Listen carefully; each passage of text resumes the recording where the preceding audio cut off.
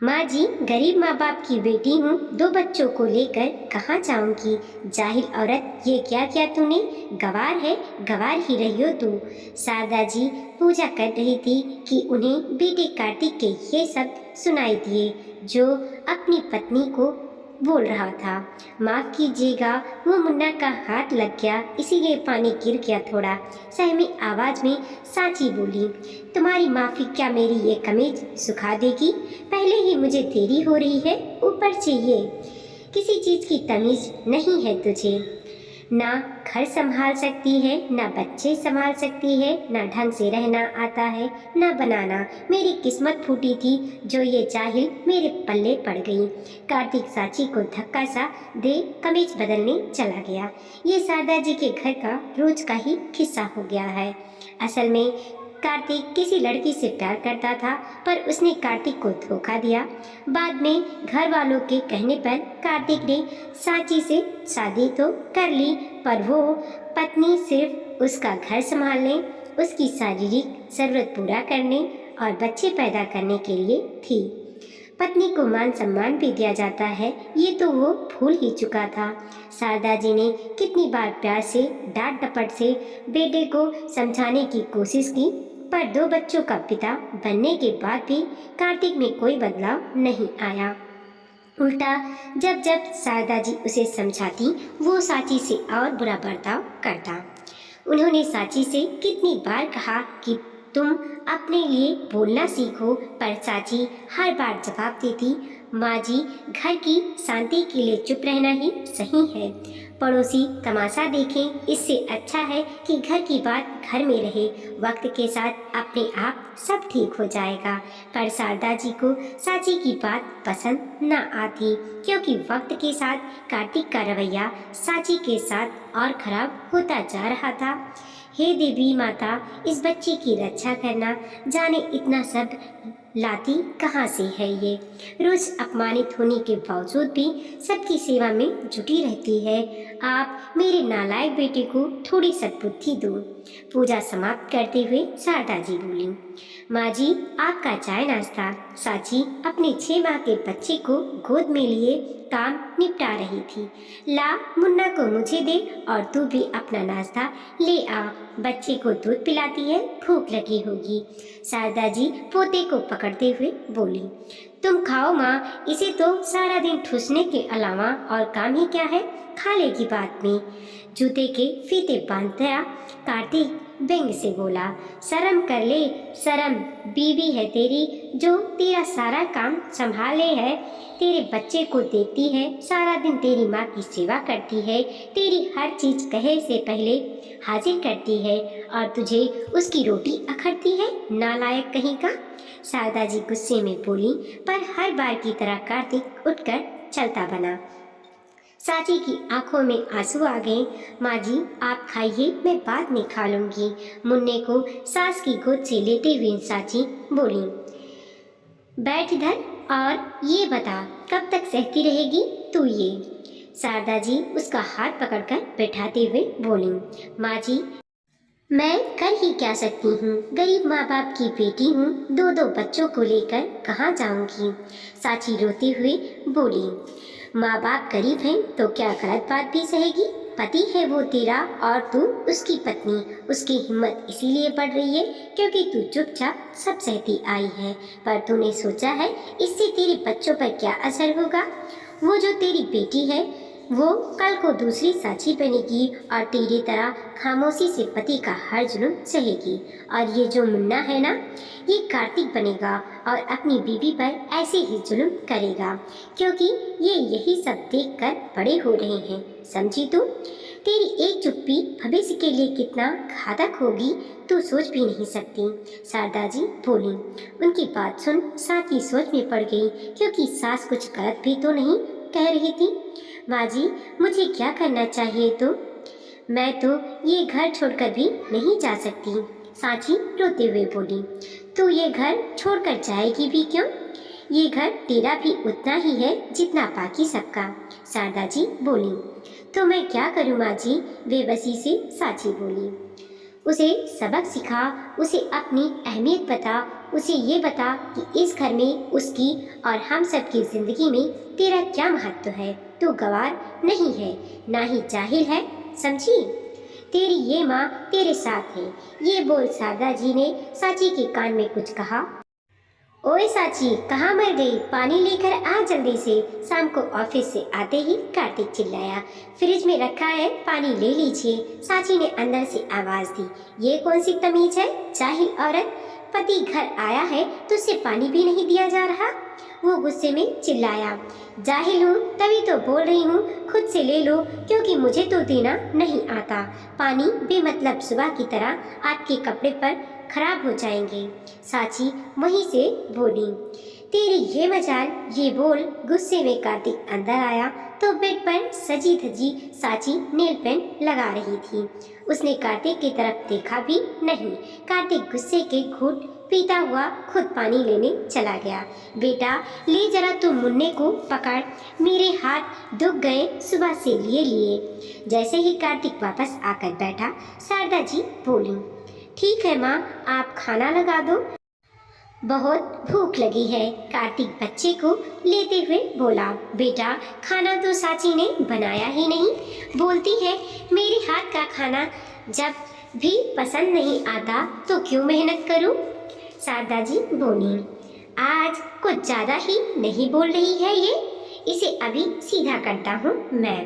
कार्तिक उठता हुआ बोला, ना ना बेटा, ऐसा गजब मत करियो, वरना तुझे मुझे दोनों को जेल हो जानी है। आज ही बहू अपनी सहेली से बात कर रही थी कि वो इस घर से तंग आ चुकी है और सोचती है पंखे से लटक कर मर जाए। अगर कल को मुझे खरोच भी आई तो इसके जिम्मेदार मेरे पति होंगे, साथ में मेरी सास भी। बेटा उसने कुछ उल्टा सीधा कर लिया तो बेवजह लेने के देने पड़ जाने हैं। तू ऐसा कर, बाजार से मंगा ले खाना, फिर गुड़िया को स्कूल का काम भी करवाना है। शारदा जी बेचारगी से बोली, क्या अभी उसको काम भी नहीं कराया साची ने? और ऐसे कैसे वो कुछ कर लेगी माँ, आप बेकार ही डर रहे हो। कार्तिक बोला, बेटा वो कहती है मैं गवार का जानूं अंग्रेजी की पढ़ाई, इसीलिए नहीं कराया काम।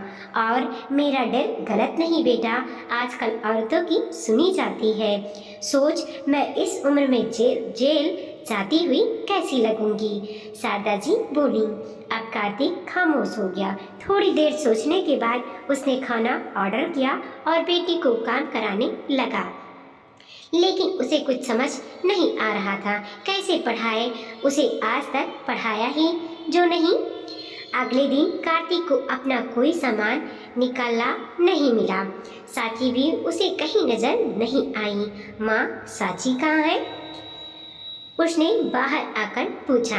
बेटा वो तो वॉक पर गई है, और देख मुन्ने ने पोटी कर ली है, अब मेरे से तो धोई नहीं जाएगी, तू ही धो।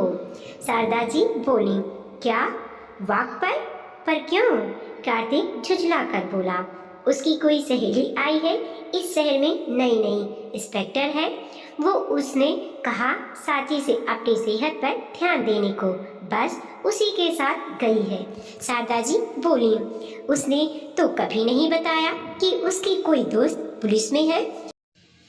कार्तिक उत्सुकता से बोला, अरे मुझे तो बताया था, पर तब वो दूसरे शहर में थी। मुझे लगता है उसी की साह पर बहू आजकल अपने मन की करने लगी है।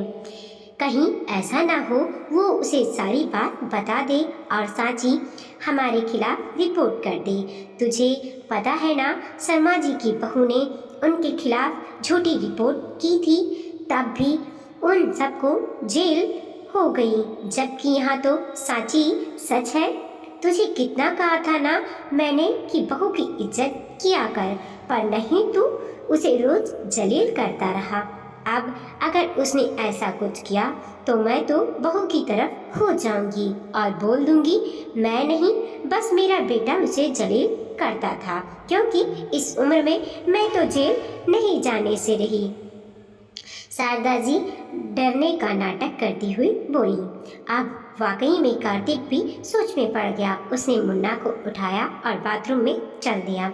अरे आप क्यों ये कर रहे हैं? लाओ मुझे दो, मैं करती हूँ।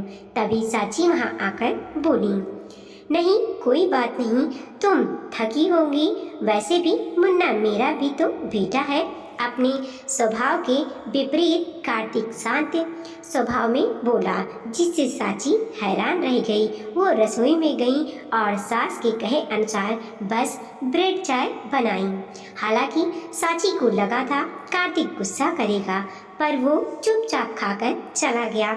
सुनो यार अरुण, बीवी को मानसिक कष्ट पहुंचाने पर कितनी सजा हो सकती है? ऑफिस में उसने अपने सहकर्मी दोस्त से पूछा। अब ये तो जज के और कितना कष्ट पहुंचाया गया है उसके ऊपर है, पर तू ये क्यों पूछ रहा है? भाभी जी ने केस वेस कर दिया है क्या? अरुण चुटकी लेते हुए बोला, कैसी बात करता है तू? वो क्यों मुझ पर केस करेगी? चल काम करने दे। झेपता हुआ कार्तिक बोला। उसका मन काम में नहीं लग रहा था।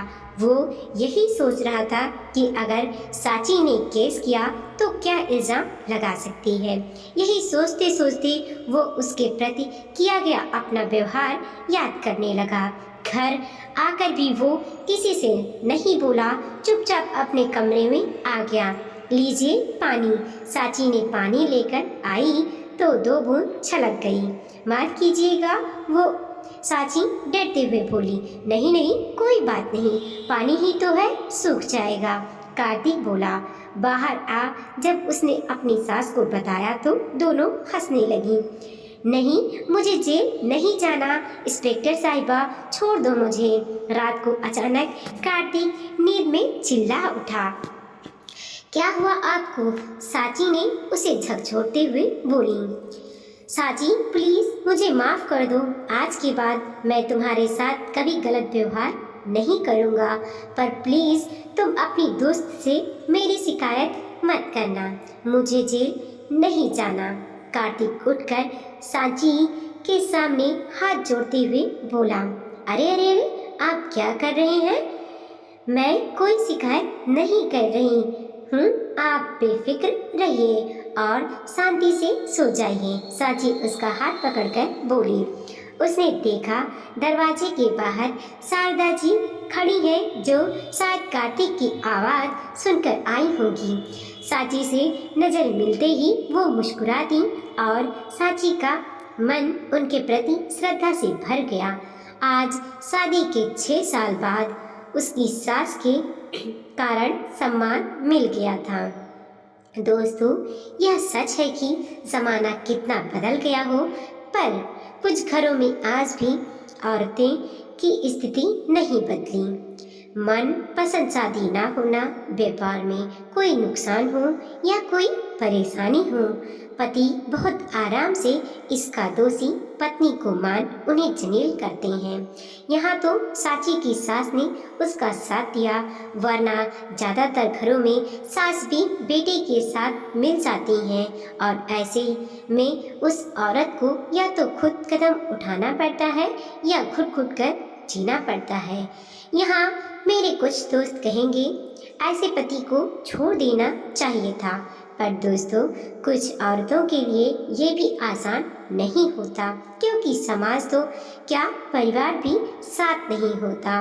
किंतु मैं ऐसी औरतों को यही कहूँगी, पति पति है, कोई परमेश्वर नहीं कि उसकी हर अनुचित बात भी सहन करते रहो। जब तक आप खुद अपने लिए आवाज़ नहीं उठाएंगी, कोई भी कुछ नहीं कर सकता। यहाँ ऐसी स्थिति में मैं शारदा जी को नमन करना चाहूँगी, जो उन्होंने बेटे को सही रास्ते पर लाने के लिए न केवल बहू को प्रोत्साहित किया, वरन उसका साथ भी दिया। वीडियो को लाइक कीजिए, कमेंट कीजिए और अपने दोस्तों के साथ ज़रूर शेयर कीजिए। चैनल पर नए हैं प्लीज़ सब्सक्राइब कीजिए और देखते रहिए मोटिवेशनल स्टोरी।